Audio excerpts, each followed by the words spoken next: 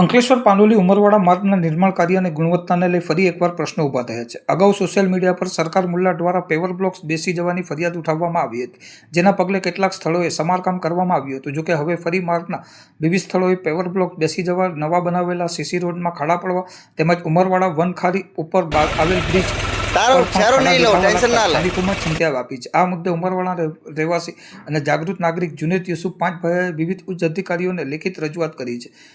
અરજીમાં જણાવાયું છે કે અગાઉની રજૂઆત બાદ કેટલાક સ્થળોએ પેવર બ્લોક બદલવામાં આવ્યા હતા, છતાં હજુ પણ અનેક સ્થળોએ પેવર બ્લોક્સ બેસી ગયા છે. ઉપરાંત નવા બનાવેલ સીસી રોડ પર નાના મોટા ખાડા પડી ગયા હોવાનું અને ઉમરવાડા વનખારી બ્રિજ પર પણ ખાડા દેખાવા લાગ્યા હોવાનું રજૂઆત કરવામાં આવી છે. માર્ગ અને બ્રિજનું કામ હજુ પૂર્ણ થયું ન હોવા છતાં આવી સ્થિતિ સર્જાતા કામની ગુણવત્તા અંગે ગંભીર પ્રશ્નો ઊભા થયા હોવાનું અરજીમાં જણાવાયું છે.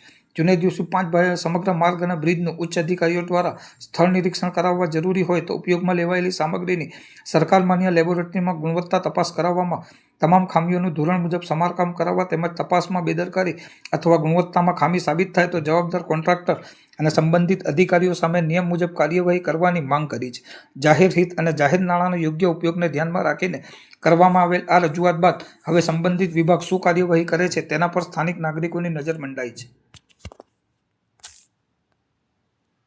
સરકાર મુલ્લા, તમે જો આ રસ્તાનું હમણાં નવું કામ ચાલુ થયું ને, આ હેવી ગાડીઓ ચાલી તો સાઈડ પર જે બ્લોક પાથરેલા તેની હાલત જુઓ તમે. આ રસ્તાની શરૂઆત થવા પહેલા જ રસ્તાની આ હાલત છે ભાઈ.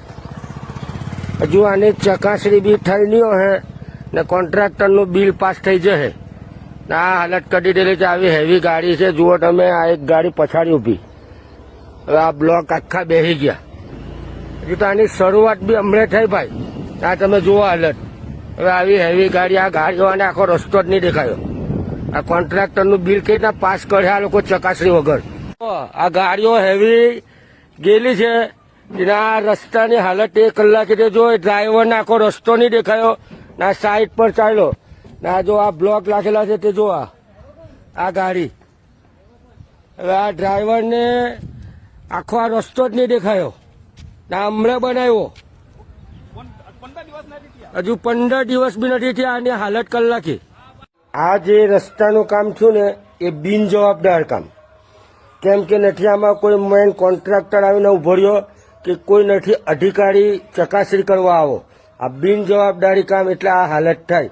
હવે વગર ચકાસણી આ કોન્ટ્રાક્ટરોના બિલ પાસ થઈ જાય તો પછી શું હાલત થાય? આ જ હાલત રહેવાની ભાઈ.